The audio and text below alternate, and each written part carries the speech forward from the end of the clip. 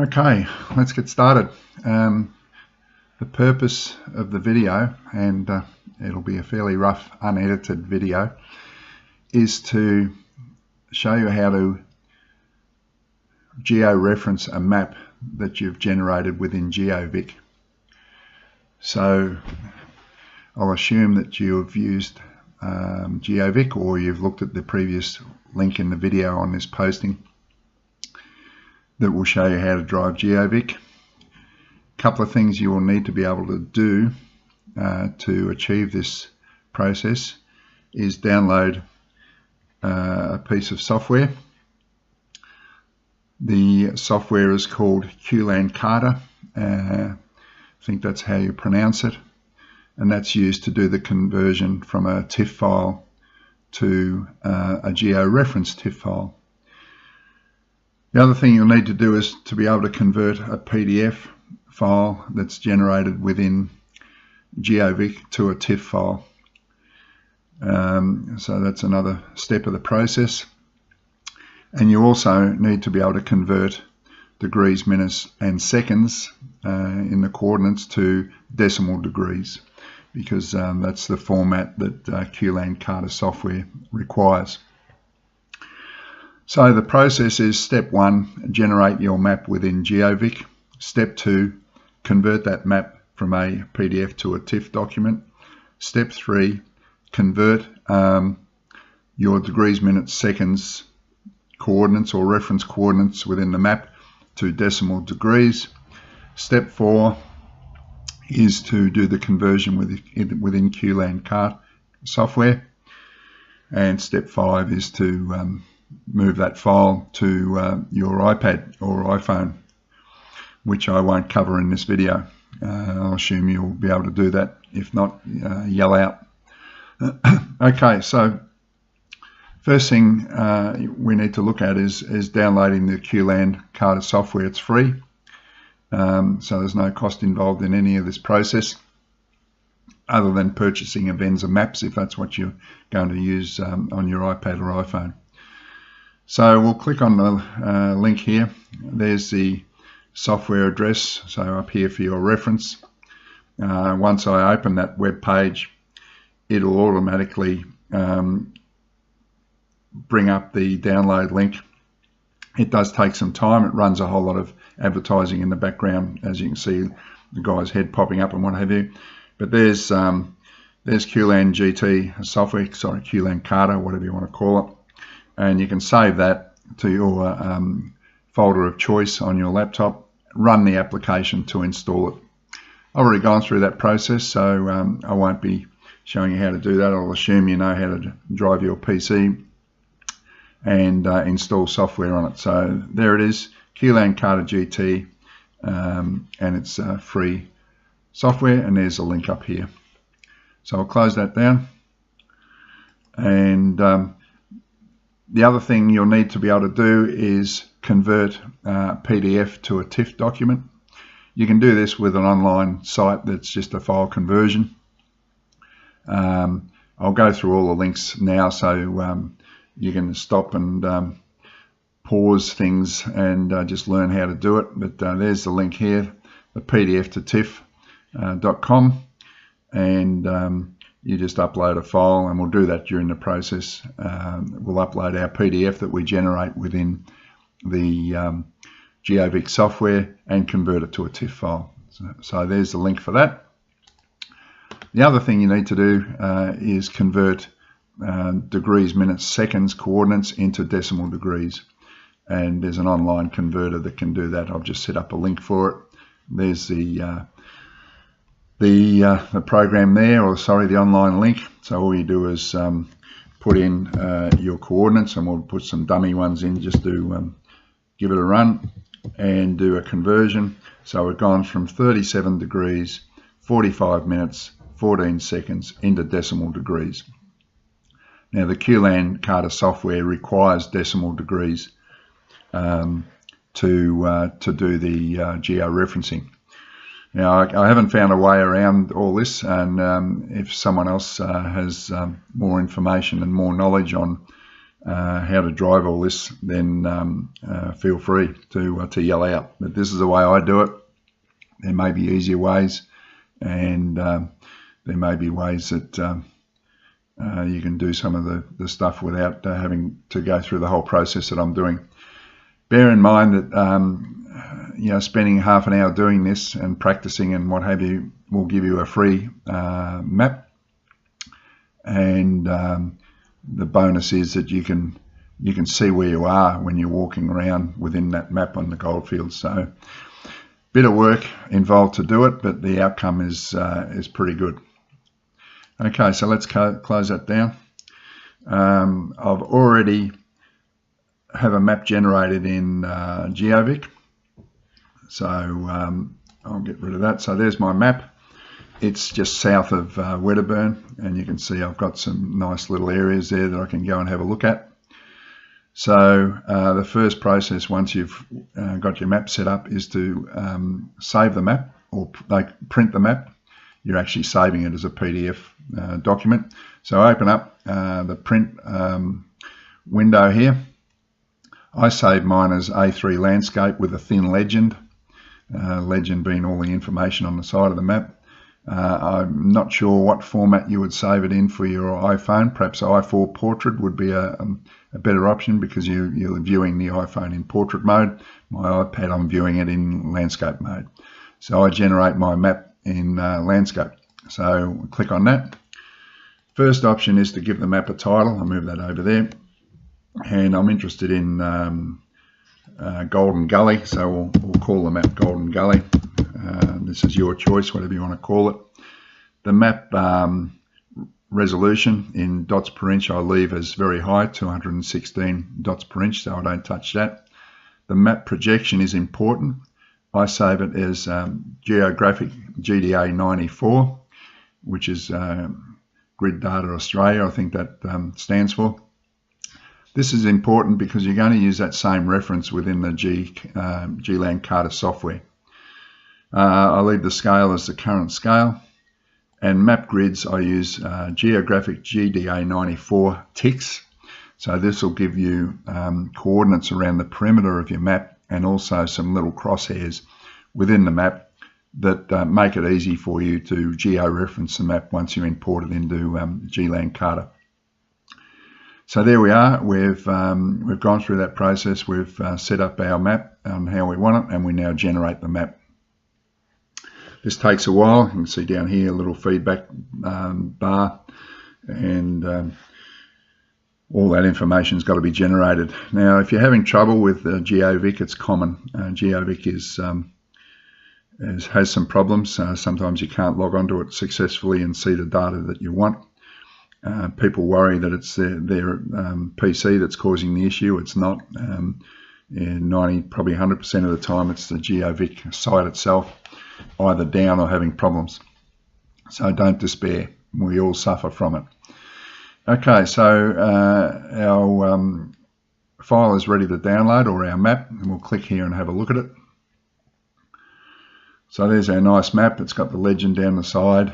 It's got the title, Golden Gully. It's got our map projection that was set up as GDA 94 down here. Right click on your map and save the page as. I've set up a folder on my desktop called video, and for the purpose of the exercise you can rename the map instead of having simple listing, excuse me, which is a generic name they give to the maps. I'll just call that Golden Gully. So rename it so that it makes sense, and we'll save that. So now you've got your PDF document, PDF map generated from Geovic. So we can close that. We can close Geovic. We're finished with that now. Go and have a look in my folder, and lo and behold, here's my Golden Gully PDF document.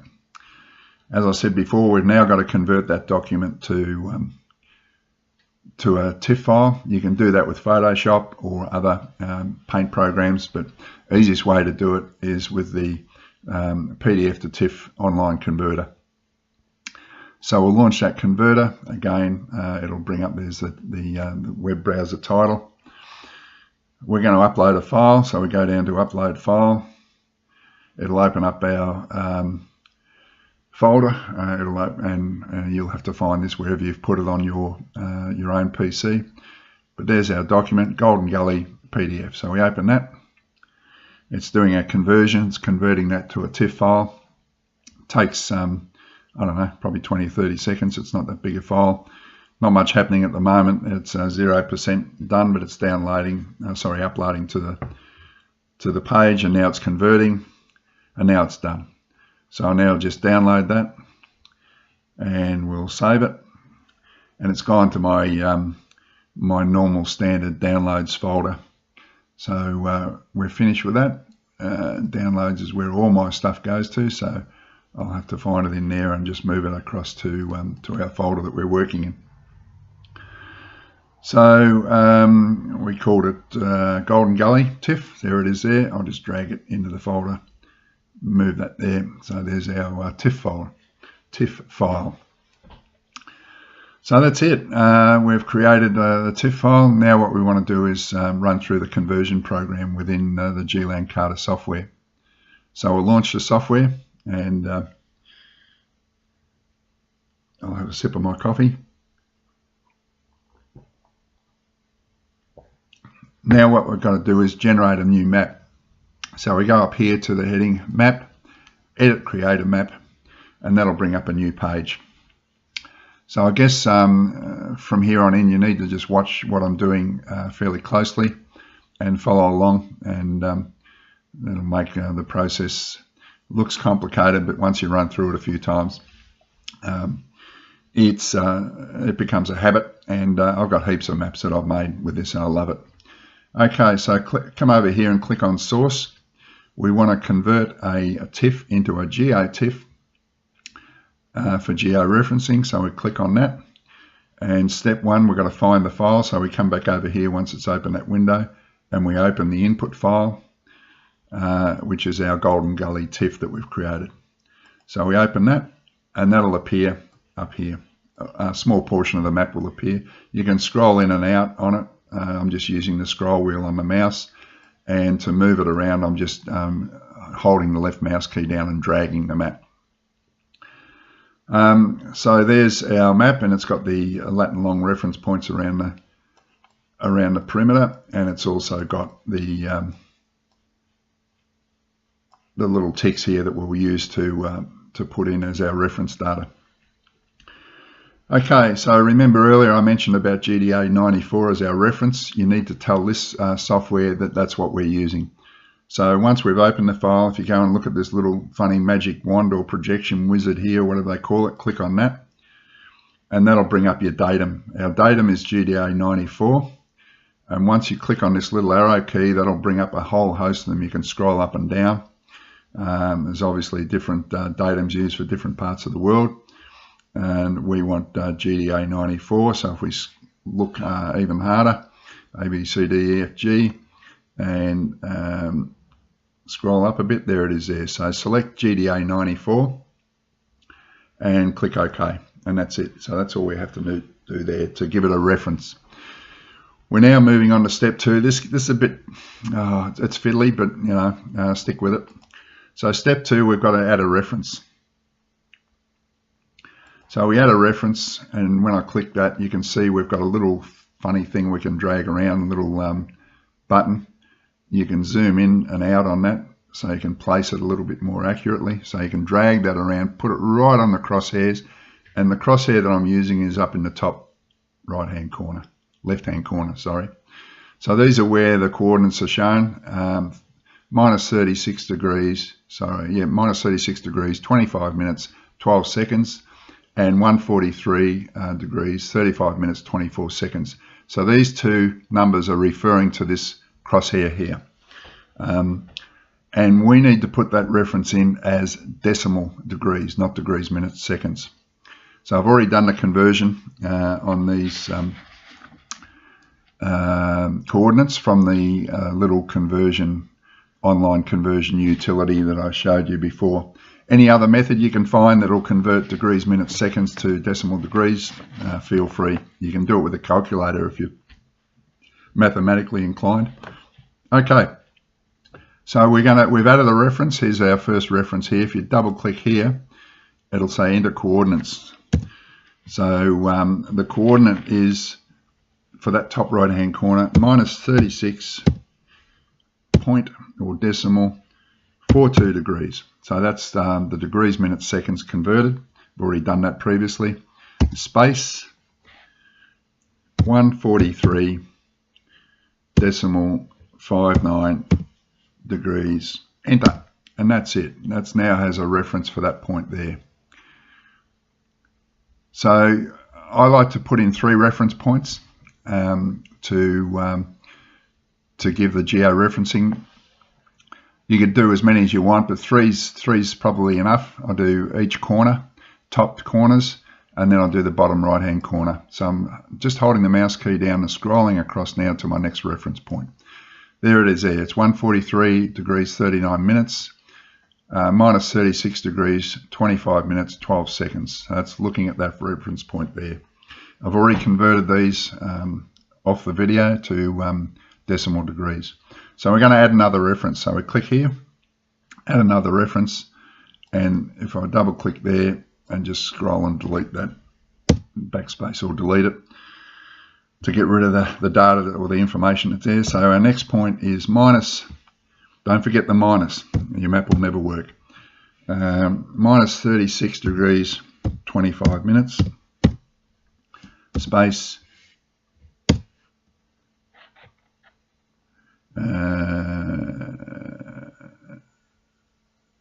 yep, we've already got that, by the way, because it's up here. It's the same. I won't confuse you, but it's minus 36 degrees 42 minutes, which is the same as the other corner. And we've got a new longitude as 143.65. These are decimal minutes, decimal degrees. So we hit that. There's reference 2. I'm going to move it because I didn't align it to the crosshairs. So I'm just going to move it. You can grab it, hold it, and move it around, but it's got to be aligned up on that green crosshair. Same with the first one we did. I probably didn't talk about that too much, but you've got to drag it, align it to the crosshairs, and let it go, let the mouse go. So drag and drop, and that gives you the coordinates for that reference point. So if we scroll out now, we've got 2 reference points. Now I want to put a third one, so I'll scroll down to the bottom of the map, zoom in using my little wheel here, and we're on that little tick down the bottom. This is fiddly, but you'll get the hang of it. So there's our references here, the longitude reference up to here and the latitude reference across to here. So there's our reference point. So we're going to add another reference. Move, grab it, hold and move that little icon and drop it right on the crosshairs. And that's where we want the reference to be.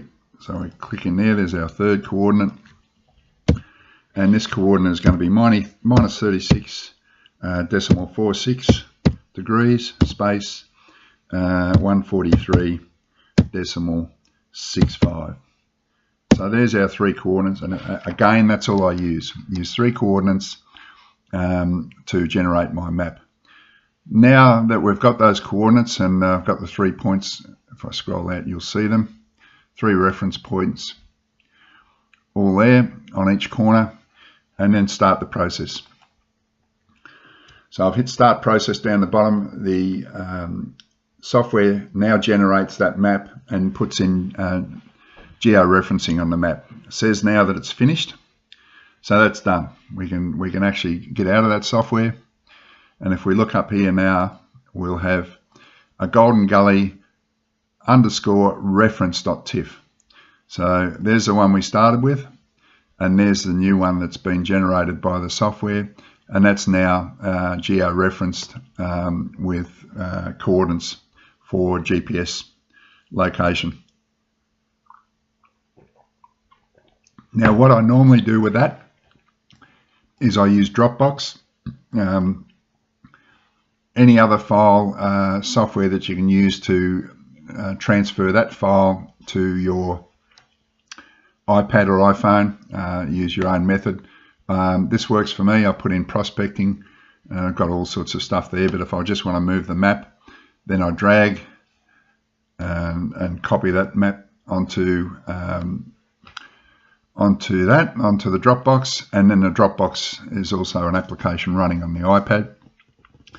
And within Avenza Maps, I just open that file in my Dropbox and drop it in wherever I want in Avenza Maps, and that's it, job's done.